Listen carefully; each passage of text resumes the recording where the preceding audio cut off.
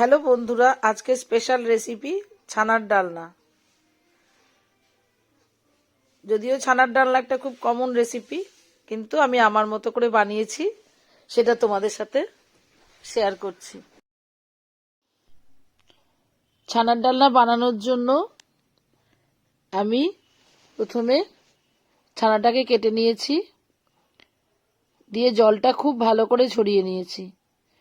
দেখো, ছানাটা একদম শুকনো করে নিয়েছি, এরকম ঝরঝরে হবে। একটুও জল থাকলে হবে না, এরকম ঝরঝরেই হতে হবে, না হলে কিন্তু ভালো হবে না। এবার এর মধ্যে আমি একটু মাওয়া ঘষে দিচ্ছি। অল্প পরিমাণে একটু মাওয়া দিলে টেস্টটা খেতে খুবই ভালো হয়।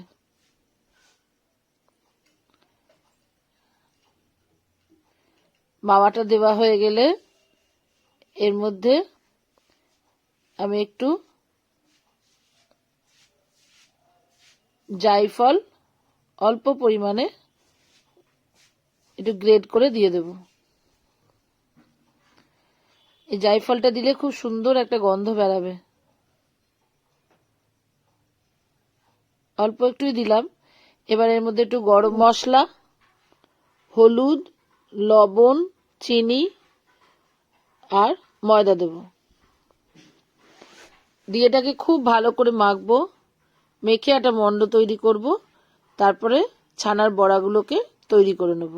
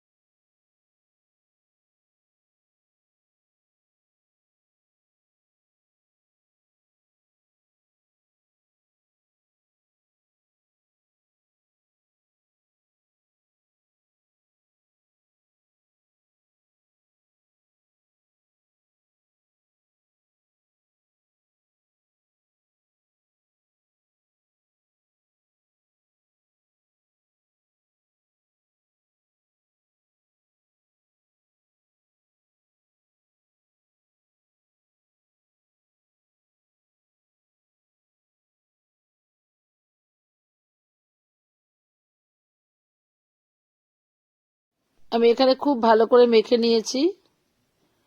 মাখাটা হয়ে গেছে। এখন এটাকে আমি একটা মন্ড তৈরি করেছি, দিয়ে ছানার বড়া তৈরি করে নিচ্ছি।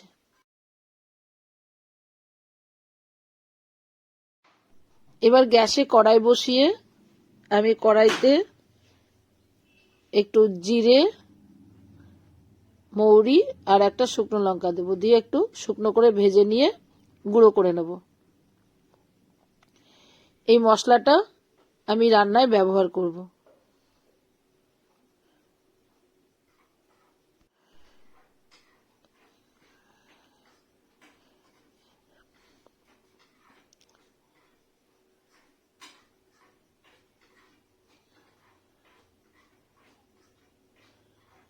এটা আমার ভাজা হয়ে গেছে। এবার এটা পাত্রে ঠান্ডা করতে দিচ্ছি। ঠান্ডা হলে মশলাটা গুঁড়ো করব। ততক্ষণ কড়াইতে একটু বেশি করে তেল দেব। তেল দিয়ে তেলটা গরম হলে তার মধ্যে ছানার বড়াগুলো দিয়ে একটু লাল করে ভেজে নেব। গ্যাসটাকে মিডিয়াম করে ভাজতে হবে, বেশি জোরে গ্যাসটা করলে বড়াগুলো পুড়ে যেতে পারে।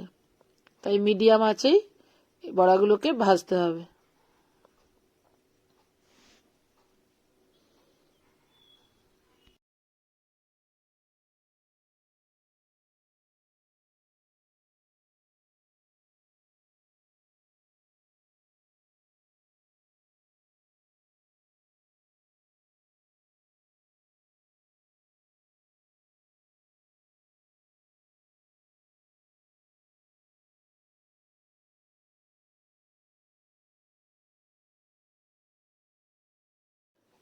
বড়াগুলো লাল করে ভাজা হয়ে গেছে।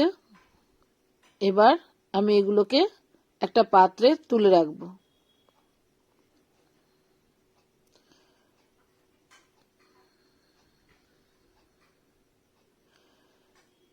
এই ছানার ডালনার রেসিপিটা একদম নিরামিষ হবে, আর এটা বানানোর জন্য কেউ আলু ব্যবহারও করতে পারো, আবার নাও করতে পারো।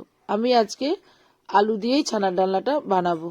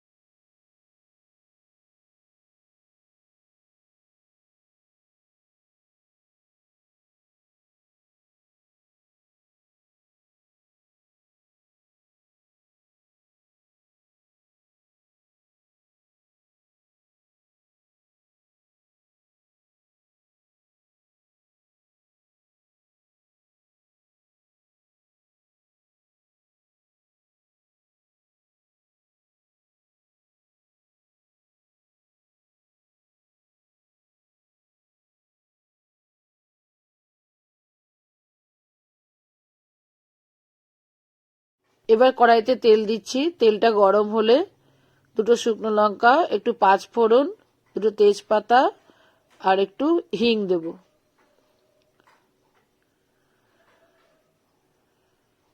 এবার এর মধ্যে হিং দেওয়া হয়ে গেলে একটু আদা পেস্ট দেব। আদা পেস্টটা একটু বেশি করে দেবো, কারণ রান্নাটা একটু বেশি পরিমাণে করব আজকে আমি। আদা পেস্টটা দেওয়ার সাথে সাথেই একটু হলুদ দিয়ে দেব, তাহলে আর আদাটা ছিটকাবে না।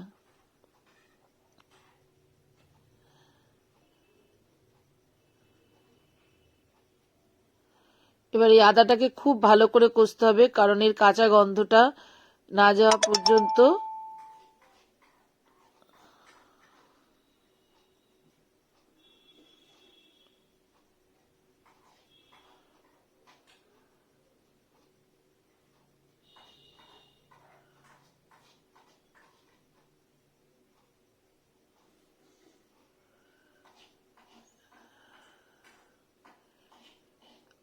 আদাটা আমার খুব ভালো করে কষানো হয়ে গেছে। এবার এর মধ্যে গুঁড়ো মশলাগুলো সব দিয়ে দেব। এখানে আমি হলুদ গুঁড়ো, ধনে গুঁড়ো, জিরে গুঁড়ো আর কাশ্মীরি লঙ্কার গুঁড়ো ব্যবহার করেছি।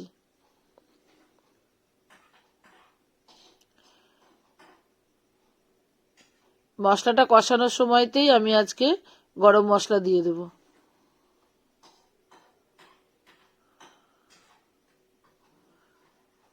এবার সব মশলাগুলোকে আদার সাথে ভালো করে মিশিয়ে নিচ্ছি। দিয়ে টমেটো পেস্ট দেব।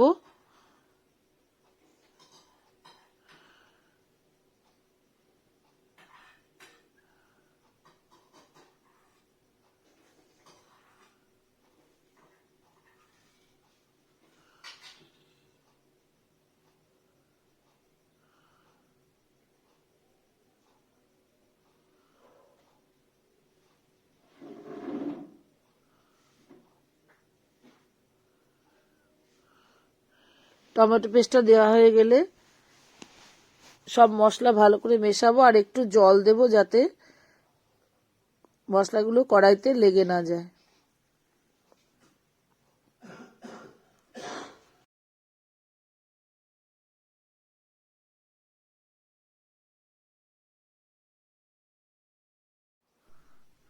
মশলাটা খুব ভালো করে কষানো হয়ে গেছে। এবার আমি এর মধ্যে আলুগুলো দিয়ে দিচ্ছি। সেদ্ধ আলুগুলো আমি এর মধ্যে দিয়ে দিলাম। দিয়ে আর একটু ভালো করে কষিয়ে নিচ্ছি। আলুগুলো মশলার সাথে খুব ভালো করে মিশে গেলে এর মধ্যে আমি জল দেব। এখানে একটু বেশি পরিমাণে জল দিতে হবে, কারণ ছানার বড়াগুলো দিলে সব জল টেনে নেবে।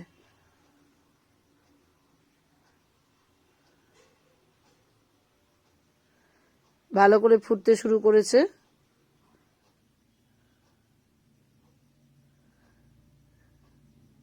এবার আমি ছানার বড়াগুলো এর মধ্যে দিয়ে দেব।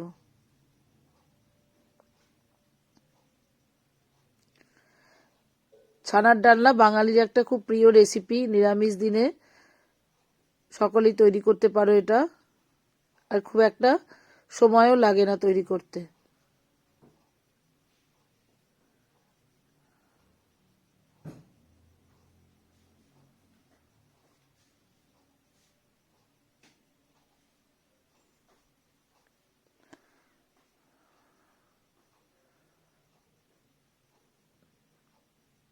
রান্নাটা আমার প্রায় হয়েই এসেছে। এবার এর মধ্যে আমি একটু কসুরি মেথি হাতে গুঁড়ো করে দিয়ে দিচ্ছি। কসুরি মেথিটা দেওয়া হয়ে গেলে এর মধ্যে একটু ধনেপাতাও দেব আর একটু ঘি দেব।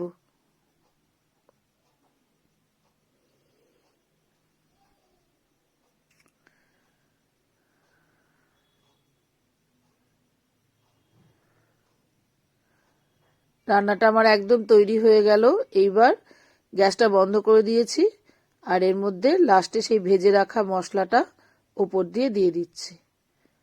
চানা ডালনার রেসিপিটা তোমাদের কেমন লাগলো অবশ্যই কমেন্ট করে জানিও।